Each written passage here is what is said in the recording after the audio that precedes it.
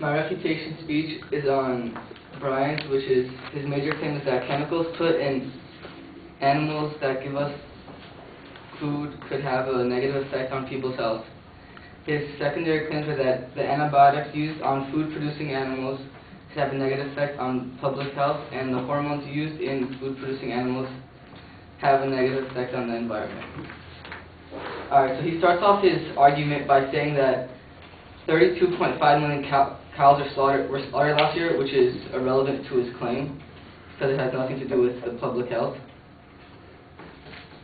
And then he also makes a claim about how synthetic hormones cause cancer. However, his evidence for this argument is in the 1960s, which is too old and irrelevant. He also claims that higher levels of IDF1 is found in cancer patients, which is given off by eating too much meat. However, people with lower levels of IDF1 have been diagnosed with GHD or insensitivity to GH by Tablestone, which means that you need to balance it off, and you can't just have you have to have some. You can't just not eat meat at all because you have too low of the IDF1. Another claim he makes is about how breast cancer risk go higher for people who eat meat. However, this is false because the amount of hormones acquired through meat has nothing is very negligible. Yes. To the amount that we produce each day. So that was by Cornell University and DCERF.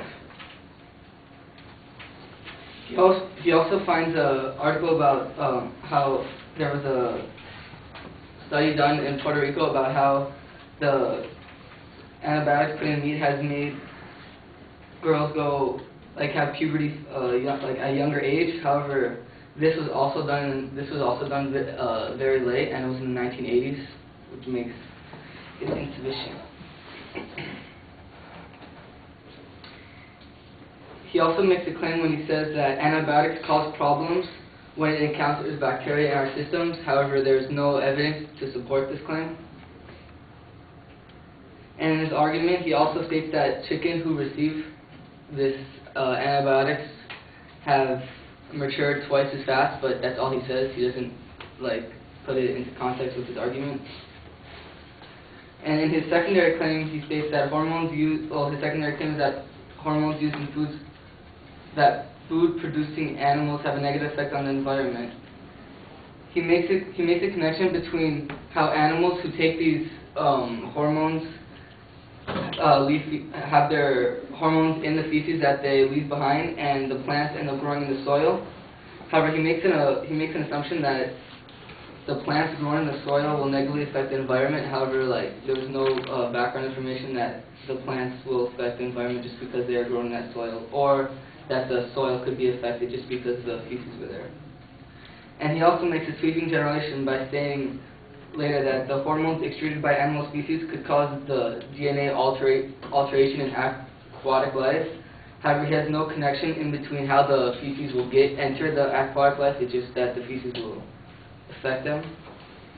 And my last claim is that his evidence for the first thing was a lot more, but his second response was only those two claims that I mentioned were the two that he had to defend his claim that hormones negatively affect the environment, the ones that are put in animals.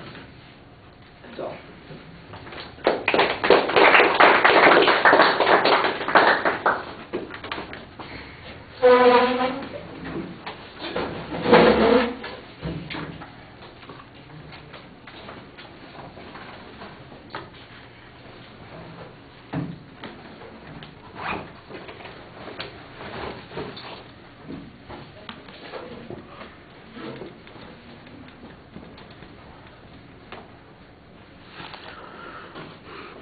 All right, it started off pretty well organized, labeling the claim and then the secondary claims, but I didn't think that the follow-through was quite as strong. You did an okay job reminding us about what some of the advocate's evidence was, but then the inferences that the advocate was drawing, they're not really explained.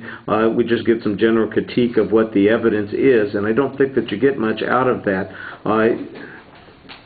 You've got some information about the IBF1 sort of hormone being passed around, and there's some sensitivity argument that's being developed here, but I didn't think it was very clear what the inference was or how it affected what the advocate's claim was.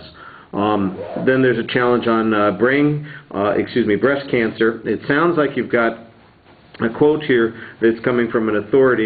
You're citing it after you give the quote, and I'm not exactly sure that it is as strong as you suggest, but that was the one place where I thought you had something that was particularly applicable to the argument that's going on there. Your challenge to the study in Puerto Rico is just that it was done in the 80s. How does that make it irrelevant? The fact that the research was done before doesn't mean that the research isn't valid, unless, for instance, that more recent research has found a different conclusion, but you don't have any evidence that suggests that.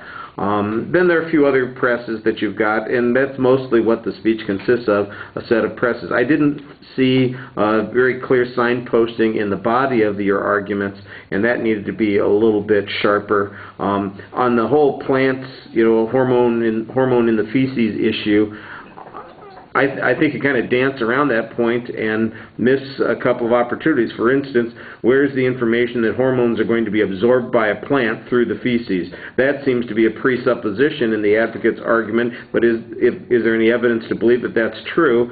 I'm not sure that the plants would perceive hormones as a nutrient and process it that way. I don't even know that the plants work that way. It's been a long time since I was in a biology class, but that sounds a little suspect to me. Maybe there's some press that you could get on that, but the argument that you make here, I didn't think came across as clearly. All right, thank you.